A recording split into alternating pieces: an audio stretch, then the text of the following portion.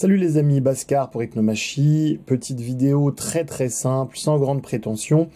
Aujourd'hui on va pas aller dans des idées incroyablement complexes, on va pas aller dans les hautes sphères, je vous propose simplement la traduction via une intelligence artificielle d'une interview qu'a effectuée Tucker Carlson, célèbre journaliste qu'on ne présente plus, du président Bukele, donc qui est le président du Salvador depuis 2019.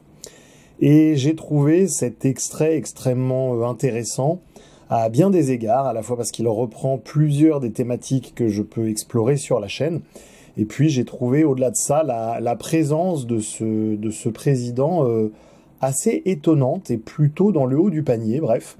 Je ne vous cache pas que pour l'instant je n'ai pas encore fait une longue enquête sur ce monsieur dans le détail. Néanmoins, le peu que j'ai pu voir, que ce soit en termes de ressenti subjectif, de communication non verbale, de valeurs affichées, alors bon, évidemment, on va toujours garder à l'esprit que c'est un politique et que le propre du politique, c'est de séduire, c'est de mentir pour séduire, etc., etc. On est très loin de quelqu'un qui respecte le droit naturel.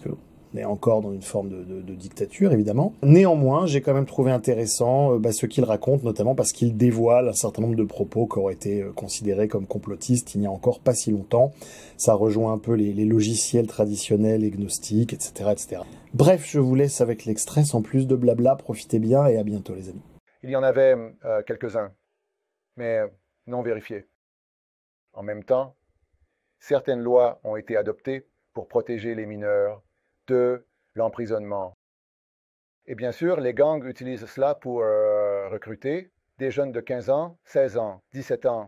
Donc au début, c'était, vous savez, des jeunes causant des dommages, agressant, vous savez, essayant de contrôler leur territoire, vendant de la drogue, des choses qui sont mauvaises, mais vous savez, probablement pas critiques. Mais ils ont grandi, ils ont grandi, ils ont grandi et ils ont commencé à contrôler des territoires. Quelques années plus tard, ils étaient en fait une énorme organisation criminelle interne, une énorme organisation criminelle internationale avec des bases en Italie, au Guatemala, au Honduras, au Salvador, aux États-Unis. En gros, beaucoup de grandes villes aux États-Unis auront des bastions où, à l'extérieur de Washington, D.C. Oui, bien sûr. Ah, ils en ont un. Long Island, c'est une énorme organisation criminelle internationale. Donc, ils ont grandi et ils ont commencé à tuer plus de gens juste pour obtenir du territoire ou pour se battre contre des gangs rivaux ou pour, vous savez, recouvrer des dettes, de l'argent ou quoi que ce soit. Mais à mesure que l'organisation grandissait, elle est devenue satanique. Ils ont commencé à faire des rituels sataniques. Je ne sais pas exactement quand cela a commencé, mais c'est bien documenté. Oui. Et nous, lors de nos arrestations, nous avons même trouvé des hôtels et des choses comme ça. Oui, je les ai vus.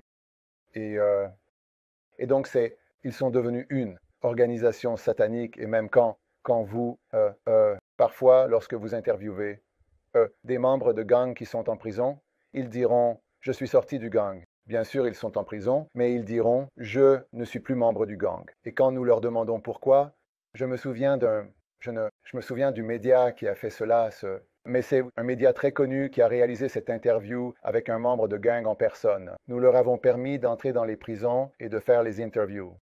Et le gars ils lui ont demandé « Combien de personnes avez-vous tué ?» Et il a dit « Je ne me souviens pas ». Il ne se souvenait pas combien. Probablement 10, 20, il ne se souvenait pas. Et puis ils lui ont demandé « Quelle est votre position dans le gang ?»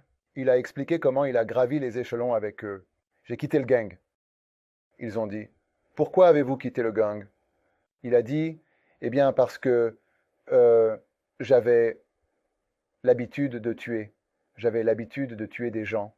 Mais je tuais pour le territoire. Je tuais pour collecter de l'argent. Je tuais pour l'extorsion. Mais je suis arrivé dans cette maison et ils allaient tuer un bébé. » Et lui, le tueur qui avait tué des dizaines de personnes, a dit « Oh, attendez, qu'est-ce qu'on fait? Pourquoi faisons-nous cela ?» Ils allaient tuer ce bébé. Et ils lui ont dit « Parce que la bête a demandé un bébé. Donc, nous devons lui donner un bébé. » Alors, il a dit qu'il ne pouvait pas supporter cela. Alors, il a quitté le gang. Il est en prison parce que, vous savez, c'est un tueur, mais il a quitté le gang parce qu'il ne pouvait pas tolérer ce qu'ils voyaient. Donc, le sacrifice humain était Oui. une partie. Eh bien, aux États-Unis, il y a quelques semaines ou il y a quelques jours, je ne me souviens pas exactement. J'ai vu aux informations qu'ils allaient tuer une jeune fille ou qu'ils ont tué une jeune fille. Je ne me souviens pas exactement parce que c'était un rituel satanique. Cela s'est passé aux États-Unis il y a quelques semaines. Donc, c'est presque jamais décrit. Non, Dans la presse anglophone, aussi clairement que vous venez de le décrire. non. Ce qui est bizarre, non? Eh bien, on se demande pourquoi. Oui, S'il y a une composante spirituelle qui le motive, pourquoi ne pas simplement le dire? oui, Mais suppose que mon point est, vous l'avez vu comme ça? oui, oui, bien sûr. Il y a une guerre spirituelle et il y a une guerre physique. Et la guerre physique pourrait être, c'est la version non officielle. Oui. C'est la version non officielle.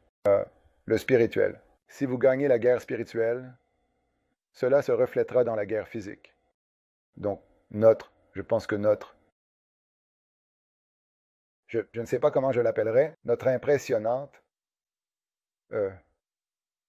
victoire était parce que nous avons gagné la guerre spirituelle très, très rapidement, Eh bien, cela me mène, je ne m'y attendais pas. parce qu'il n'y avait pas de concurrence.